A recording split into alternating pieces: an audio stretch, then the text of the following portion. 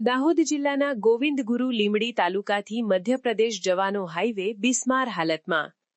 દાહોદના ગોવિંદગુરુ લીંબડી તાલુકાના લીંબડી શહેરમાં ચાકલિયા તરફ પસાર થતા હાઈવે રોડ પર ઠેર ઠેર ગાબડાઓ અને ધૂળિયા માર્ગથી વાહન ચાલકો તેમજ રાહદારીઓ ત્રાહિમામ પોકારી ઉઠ્યા છે.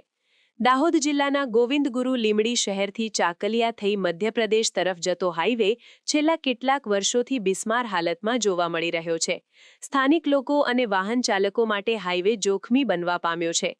કહેવામાં આવે છે કે આ રોડ પર ઠેર ઠેર ખાડા અને ગાબડાઓ પડી જવાથી વાહન ચાલકોને વાહન ચલાવતી વખતે ભારે હાલાકી વેઠવાનો વારો આવ્યો છે અને આ રોડ પર ધૂળની ડમરીઓ ઉડતા આજુબાજુમાં રહેતા લોકોને પણ સ્વાસ્થ્ય માટે ખૂબ જ મુશ્કેલ તેમજ વાહન ચલાવવા માટે ભારે હાલાકી વેઠવાનો વારો આવી રહ્યો છે, જેથી વાહન ચાલકો તેમજ સ્થાનિક લોકો માંગ કરી રહ્યા છે કે તાત્કાલિક ધોરણે રોડની કામગીરી કરવામાં આવે. શિરીષ બામણિયા, સામાજિક કાર્યકર. અત્યારે જે આ લીંબડીથી ચાકલિયા તરફ જતો જે માર્ગ છે, જે સ્ટેટ હાઈવેની અંદરમાં આવે છે, એ સ્ટેટ હાઈવેની હાલત એટલી બધી ખરાબ છે કે અહીંયાથી જેટલા પણ વાહનો પસાર થાય છે એ તમામ વાહન ચાલકોને ખૂબ જ મુશ્કેલીઓનો સામનો કરવો પડે છે.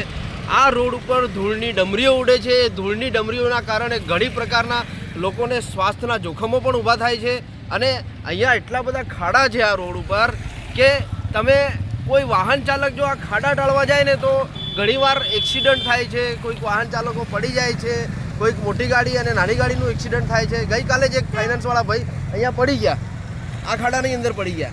એટલે તમે વિચાર કરો કે અહીંયા રોજબરોજ અવર જવર કરતા તમામ પ્રકારના મુસાફરો, નાના વાહન ચાલકો કે મોટા વાહન ચાલકોને ખૂબ જ મુશ્કેલીઓનો સામનો કરવો પડે છે. ઘણા બધા લોકોને કમરની દુખાવાનો પ્રોબ્લેમો પણ થયા છે અને જે લોકો હોસ્પિટલની અંદર જઈને સારવાર કરાવે છે.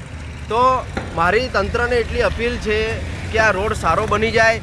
ભાગ્યે તમને હું વાત કરું તો આ વિસ્તારમાંથી આ બાજુના ગામો બાજુથી કોઈક મહિલા જેને પ્રસૂતાની પીડા ઉપડી હોય અને 108 બોલાવી હોય અને 108 દ્વારા જો એને લીંબડી અહીંયા મોટું દવાખાનું છે, સરકારી દવાખાનું, જો એને 108માં પ્રસૂતા માતાને લાવે ને તો આ ખાડા એટલા બધા છે ને તો એમને જે દર્દ એમને જે થાય છે ને એ અસહ્ય દર્દ થાય છે.